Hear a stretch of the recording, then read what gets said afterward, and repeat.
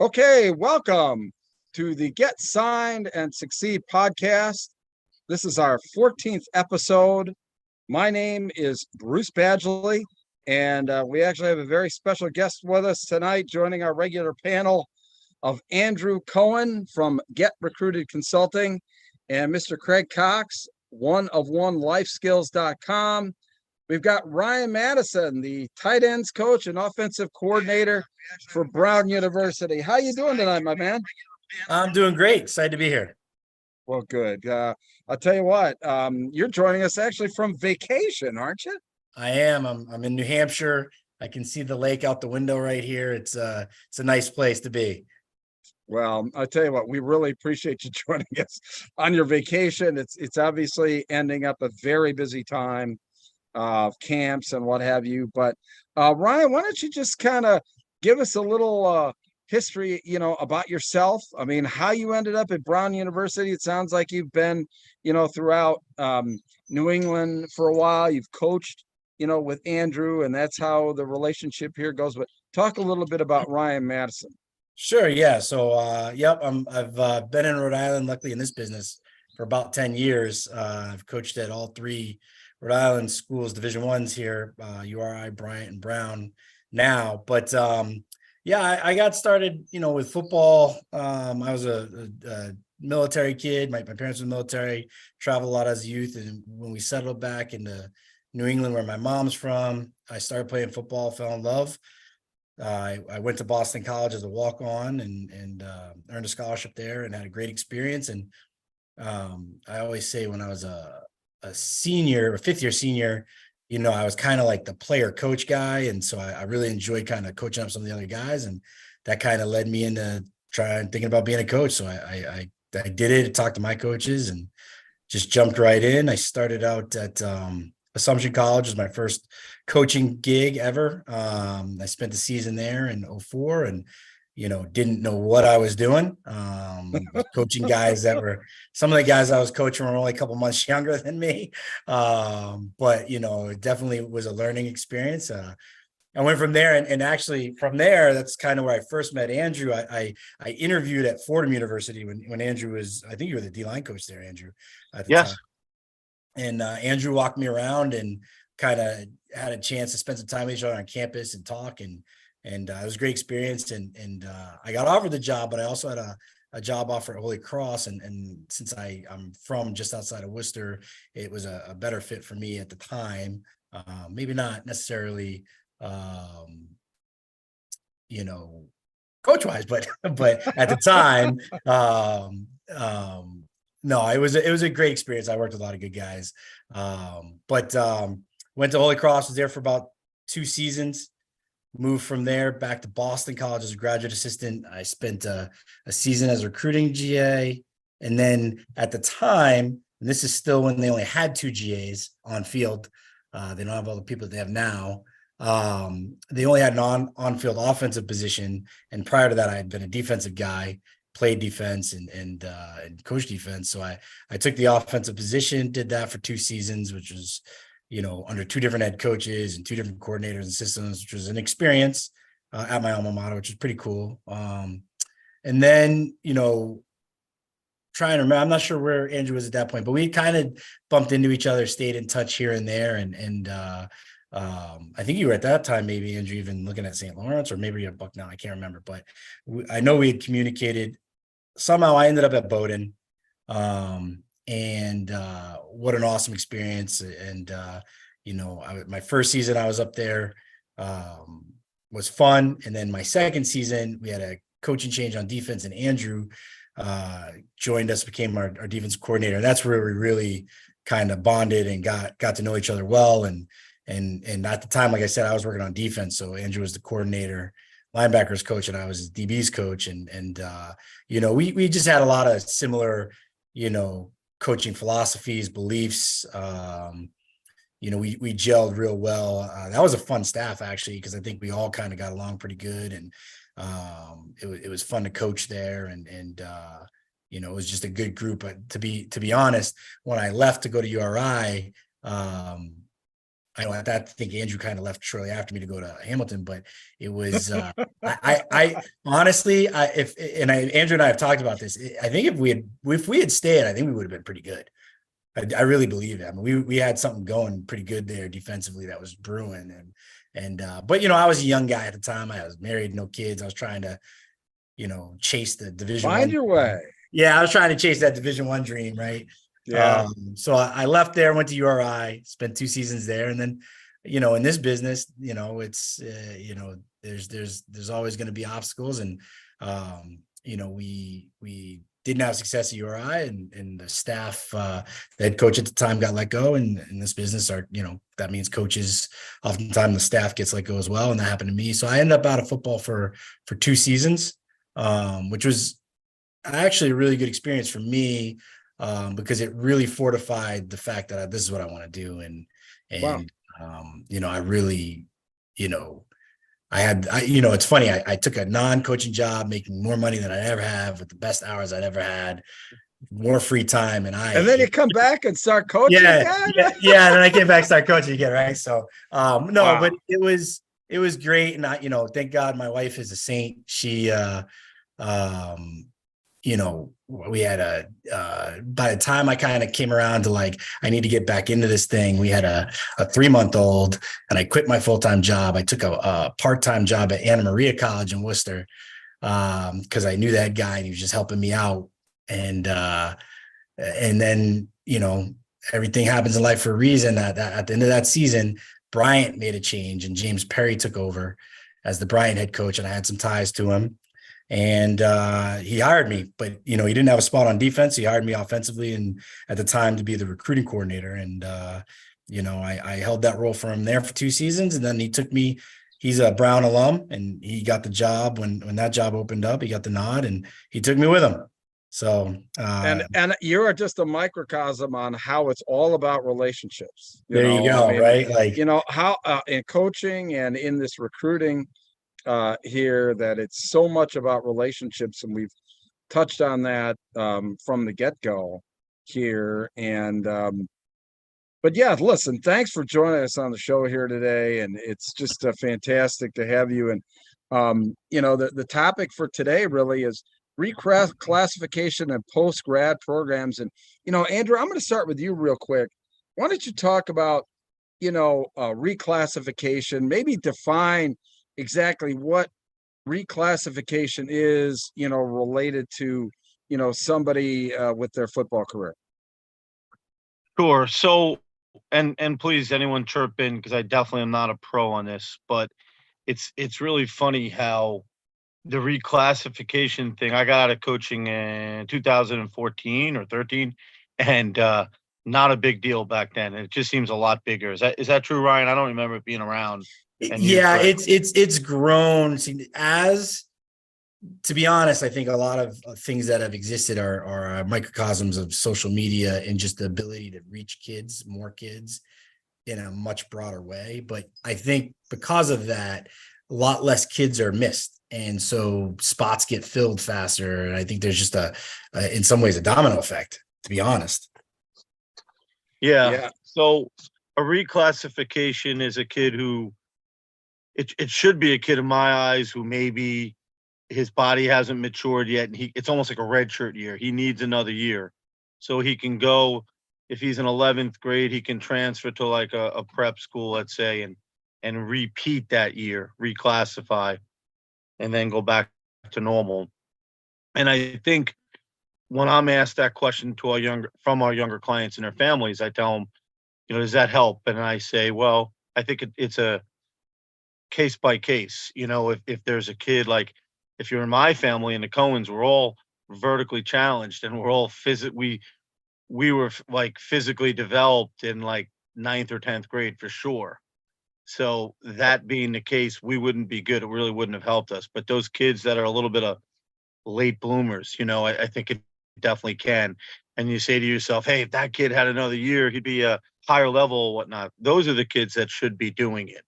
In my eyes, that's the reclassifying. So it's become more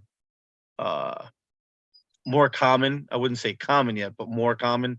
And for some kids, I don't think there's anything wrong with it. I think it's great. It gives kids maybe some opportunities they wouldn't have gotten if they didn't if they didn't reclassify. Yeah, and one of the things I put up on screen here, Andrew, everybody's contact information, yours as well as Craig's, because just what you talked about, reclassification is something that, I mean, you really shouldn't be doing, on your own. That you should be talking to, people, Craig related to obviously his life skills and academics, and also Andrew with obviously the type of experience that you're talking about here, and the type of information and background that you guys have are just so very important as you get into making these really life-changing decisions. And obviously your contact information there too, but also Andrew, related to everyone as well, you and Craig have put together really a nice package to make sure these kids are being evaluated correctly and are getting put down the right path, right? Yeah, so we've put together something for all the people that are listening, a $99 package where they get a full film evaluation, um, evaluation of what level they should be playing, what we like that they do, what can improve, how it can improve. And then obviously Craig does an academic evaluation of what schools they should be looking at, what they can do if they can raise their GPA. And we also do a social media assessment where we look at their Twitter page and make some suggestions of how we can make it better. And then we answer, it's about an hour, but then we're answering, all different kinds of questions. We did one last week. It was really a good positive experience on both ends, but we didn't even get to our questions. They just had questions and they crushed us with good questions, and we answered them all, and I think it was extremely helpful for that family. Yeah, and the main thing too is that obviously you guys' phone number's up there for a reason, and that is if somebody has a question or a family member has a question, to give you a call. And same thing with Craig. You're available to talk to people, regarding this.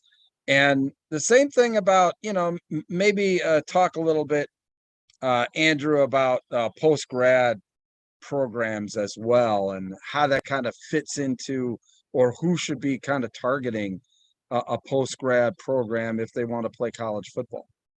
And again, it's similar. So if you're a young man and you're either entering your senior year or in your senior year, and you're starting to think that, I'm not sure I'm getting the opportunities that I think I could be, and maybe an extra year will give me more film. Maybe I'm a receiver and they don't throw a lot, same thing with a quarterback or whatever it is. You just haven't been able to highlight yourself as much as you'd like. By the way, Coach Caputi, who was on a few weeks ago, and he was the head coach at Bowdoin when Ryan and I worked there. He's calling in right now. Wow. He might have a question about. He's got a question. Yeah, he may have a question there. Yeah. Ryan, let me ask you this question.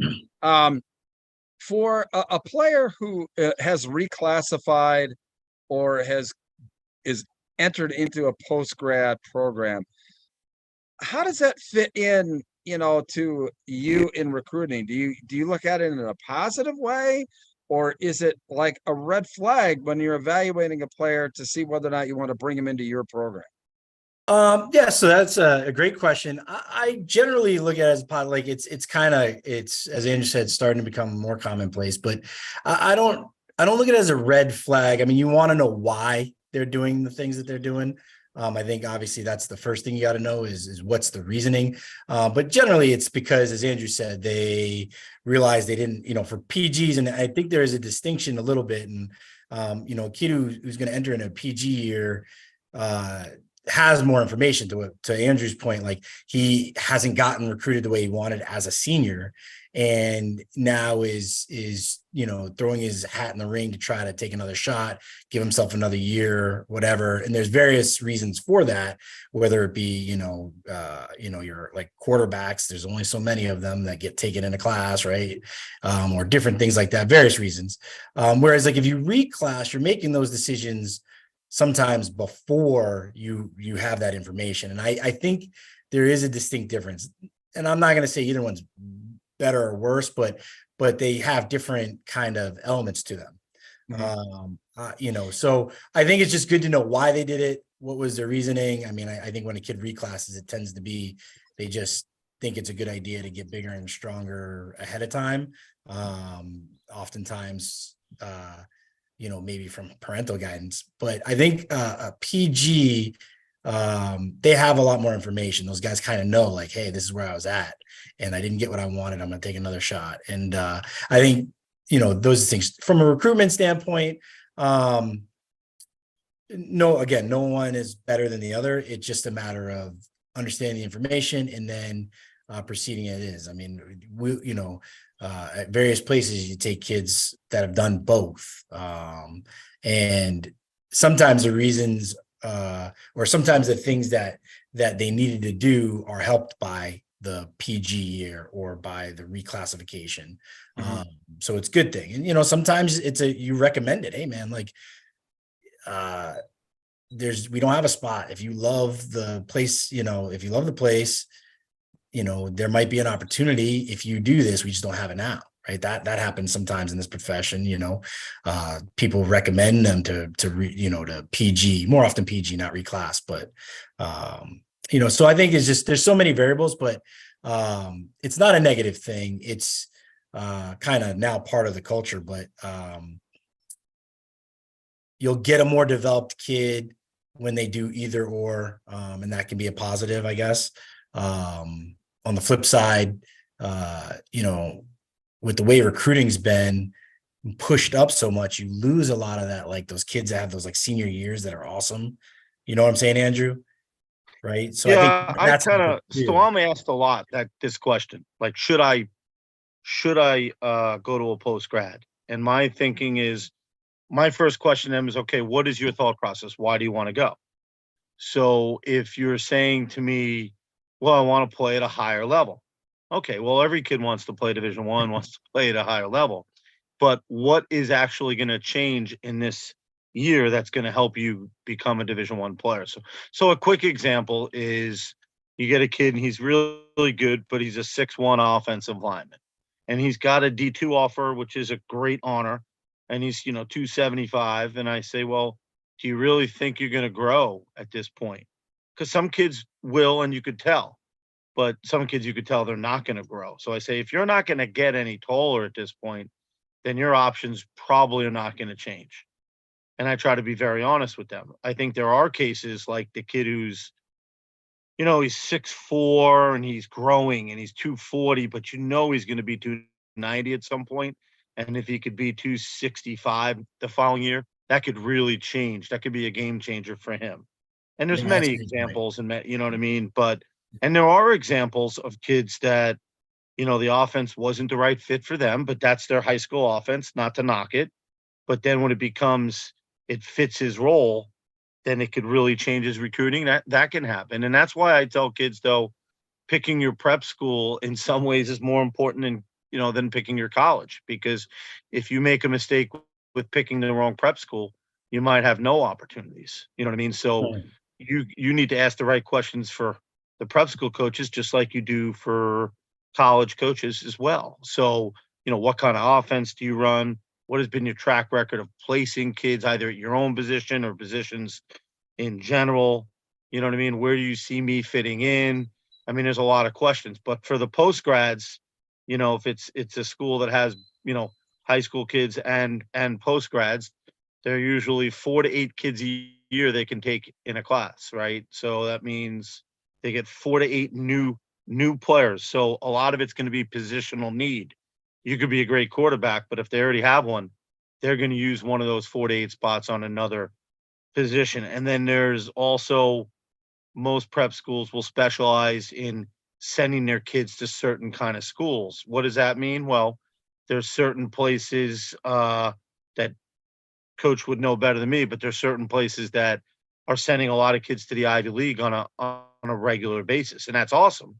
But you need to find out, is that what it always is? Because if your kid's not an Ivy League kid, that might not be the right fit. If I speak out of turn, if you disagree, please. No. I think that was great. I think that on all these topics, and the same thing with you, Craig. I mean, and reclassification and post-grad programs, from a success factor and from an academic factor, what are some of the things that these guys really need to be paying attention to, when they pick these programs? But I think the biggest thing, I'll just add to what Coach said. It is a case by case basis. Back in our days, it wasn't called reclassification. It was called you failed all your classes. You get somebody next year. But nowadays, it's reclassification and holding back. And the area I am in, the southeastern part of Kentucky, is like all the student athletes held back, and most of them did it before they went to high school. And a lot of that was the log jam because of COVID. Now, I admit my son was one of those because, one, everyone else did. He only played 1 year of organized football, so he wanted another year before going to high school, and it's helped him. Now he's got a good chance of starting as a freshman. But it is a case-by-case basis. And you got to have, obviously, you got to have good grades in order to reclassify. I think a lot of guys think they can, reclassify and they don't get the grades, and guess what? You're not eligible the next year, so now you have a problem. As far as the post-grad thing, that's the same thing. It's a case by case, and you have a wide array of different types of post-grad programs. You have the ones like Coach Cohen's probably more familiar with where they're probably a private high school and they have a post-grad program attached to it. Then you got all these other post-grad programs that popped up all over the country, and just like with anything else, you guys know you're going to have the good, the bad, and the ugly. So make sure that you are talking, like Coach said, asking the right questions. How long has the program been around? Who have you replaced? Who have you placed, and where have you placed them at? And all these types of questions that you would ask college coaches is important. What are you doing for me academically? Because most of those post-grad programs, those guys don't have a lot going on during the day. They'll take an online class and some weights, and then they practice in the evening, and that's about it. Yeah, but you have some post-grad programs that do a lot more for them as far as getting them set up for success. I'll mention just two of them because I'll be working with them personally. I'm going to be meeting with each and every one of their players throughout the whole season, and that's Gyra Prep, who's out of North Carolina. That program's been around for 16 years. And then the other one is Gordon's Fine Arts and Sports Academy out of Oklahoma. So they want to do a little bit more than just, put you on the field and let you get a chance to play football. They're actually want to make sure you do the things and learn the things you need to succeed after college. But can I interject here? Absolutely. And please, everyone, if I'm incorrect here, because I'm not 100% with all this. I thought, though, the difference is being a postgraduate school only compared to a prep school that has both. So Gyro and Gordon, I think, are schools that only have postgraduates. Correct. So there's no, they don't have to, they're not taking a certain class load. Whereas the regular prep schools, right, and where Ryan is in New England, there's a million of them. It's ridiculous. And they're great schools, but those kids are going to be challenged academically. It's no joke, and they're going to be prepared.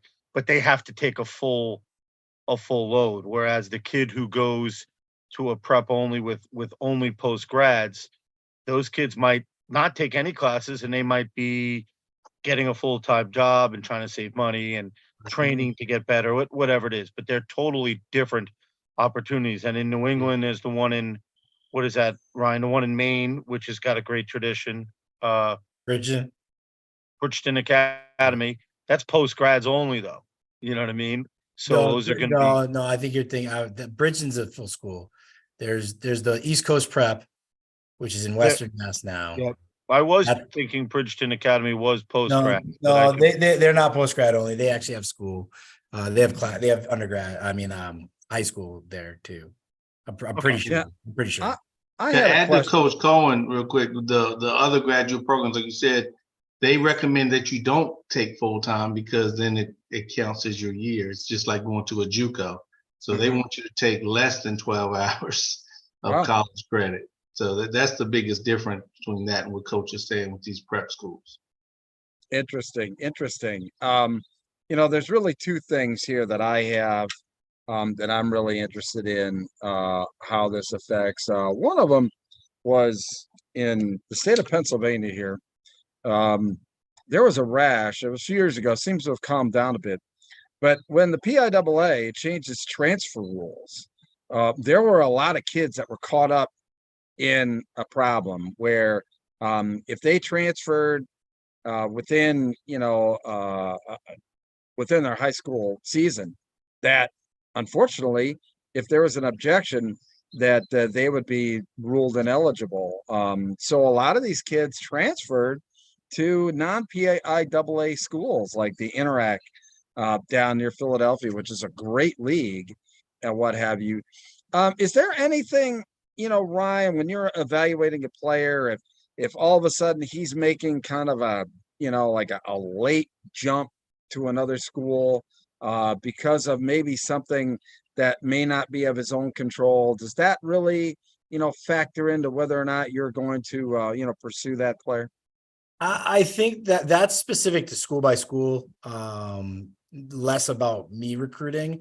Again, depending on why they're making the move, obviously. Like if they're making a move that's out of their control, something happened, whatever, that's different than, they made the move because they didn't get along with the coach or something like that, right? So, that's different. I think that's, what you're asking is probably more driven by the school's admissions, operation and what they want. And, I think as long as any student athlete has a good reason and can, explain it clearly, I think that generally doesn't hamper anyone.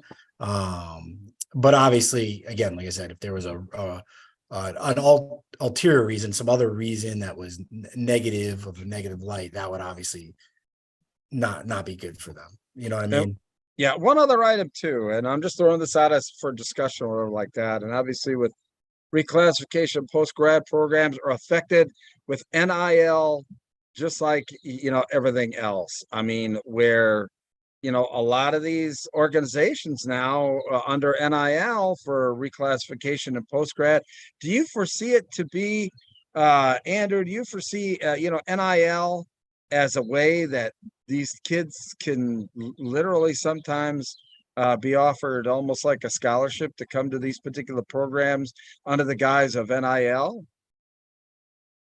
I'm sorry, but I'm not really fully understanding what you're asking. But are you saying the prep schools are going to pay them NIL money? Or who? Not NIL money, but that, the tuition and what have you, that they could come for free under the, does it become a bit more prevalent now and maybe out in the open that because of the NIL rules now that that some of these post-grad and reclassifications will be done, much more out in the open and putting it out there to say as an NIL opportunity?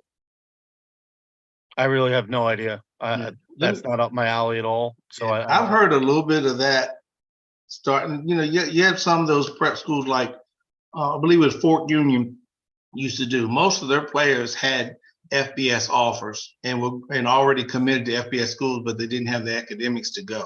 So they go to a place like Fort Union, they get the grades, and then boom, they go to Alabama, LSU, wherever it is. Now those are the kids that I think you're talking about, and I have heard of things like that the kids are going to be able to get money to pay for that grad school, that post-grad school. I mean, that's just what I'm hearing around. I didn't know if we should bring this up or not, but kids need to be educated, though. If you have a low academic kid who might not qualify before he thinks he can just go to prep school, there's only so much a prep school can help a kid. You know what I mean? So, and I don't know if anyone on this panel knows the exact answer, but it used to be like, I think you could take 2 classes and they can affect your overall grade point average.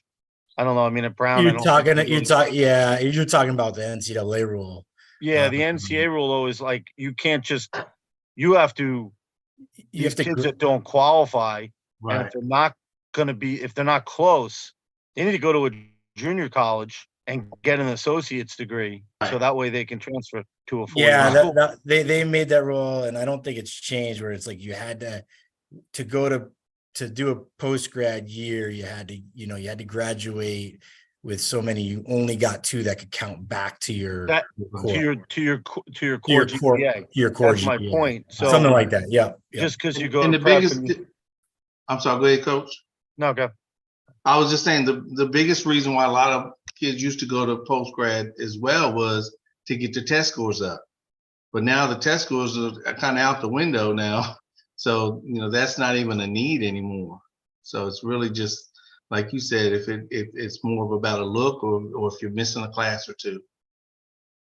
Yeah, and like I said, I thought, and I've seen a couple things where, it's out in the open on NIL, and a couple kids have been actually, given, free rides to go, play in a post grad year, and it's been advertised. So, come play with such and such, as a way to, build a program or what have you. So very interesting stuff. Just a lot of factors that I don't think any of us have fully imagined, the total downstream effect. I'll tell you what, Ryan, I want to thank you very much for joining us here. And for you, obviously, this is the first time you've joined the show.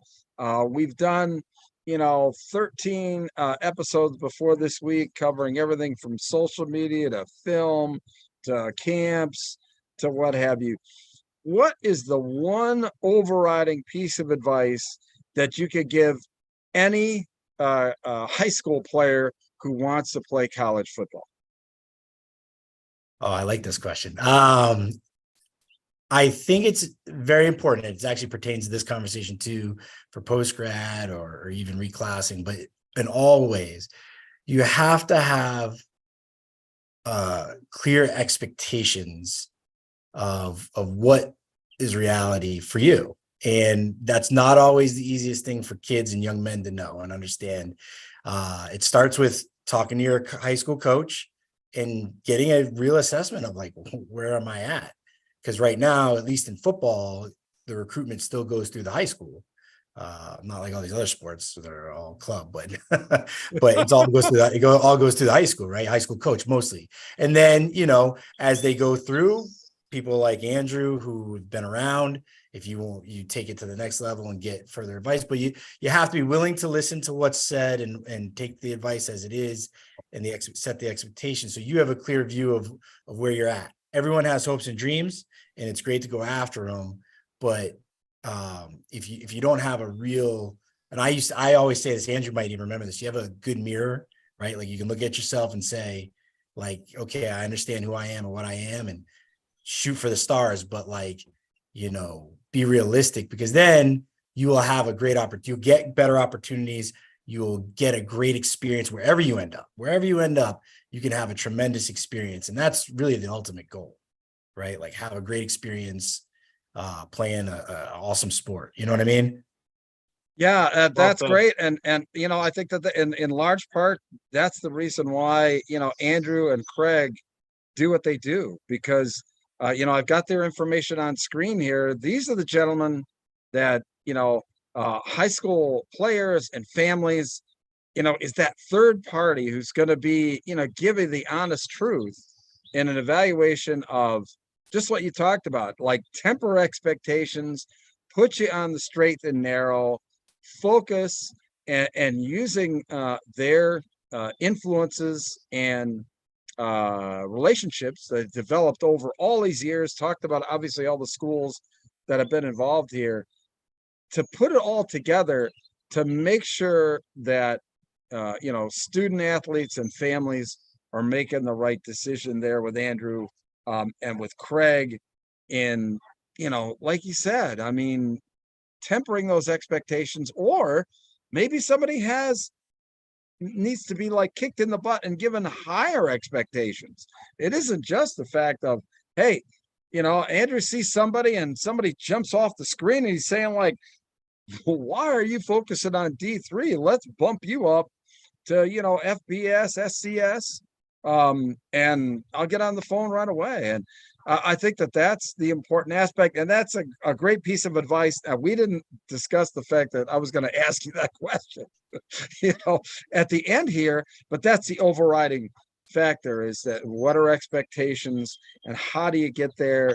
And sometimes, you know, some tough love and honesty is an important part of this recruiting. But as we've all talked about, relationships kind of rule in this whole world of college football recruiting. And listen, Ryan, thank you very much for joining us tonight. It's been a real pleasure. We're going to have you on again. I mean, thanks for having me. We have these podcasts every Sunday night at 7:30. They're then all archived on our SSP network, but also on One of One Life Skills, the .com, on the videos page, which I'm telling you what, if a college football player or somebody who's interested in playing college football doesn't go down and just spend, you know, like some binge watching of our 14 episodes here, that's going to be time well spent. I can tell you that. Listen, we appreciate it. Anything for the close here, Andrew? We had another great show. No, I think obviously having a guy with Coach Madison's experience and knowledge. I mean, we did really get along well and really gelled. We have a lot of the same beliefs, not even just for football, but how you treat kids and all that. And but he's a really good person. We appreciate him being on. That's most important. He's done a great job everywhere he's been as a coach, and now he's at a premier university, you know, in the country at Brown University. It's just a unbelievable Ivy League institution. And I know he runs the offense, and those guys get it going and score a bunch of points. But thanks for attending, and thanks for everything you do to help all these student athletes across the country. Thanks, yeah, as you said, Ryan, things happen for a reason. You getting on the show, I think, happened for a reason, so we could have you back. Really enjoyed the conversation, and we really I want to take this opportunity to thank all of the viewers over the last few weeks that we've had. It's been really incredible. Don't forget, subscribe to the YouTube channel. Very, very important. You'll see when we go live. You'll see when we put out new information. So subscribe and get notified every time we come on. We really appreciate it. And we really appreciate everybody taking some time out here on Sunday night to watch the Get Signed and Succeed podcast. For our buddy Ryan Madison, Andrew Cohen, and Craig Cox, I'm Bruce Badgley. Hey, listen, see you next Sunday as we talk about junior colleges. Take care now. So long.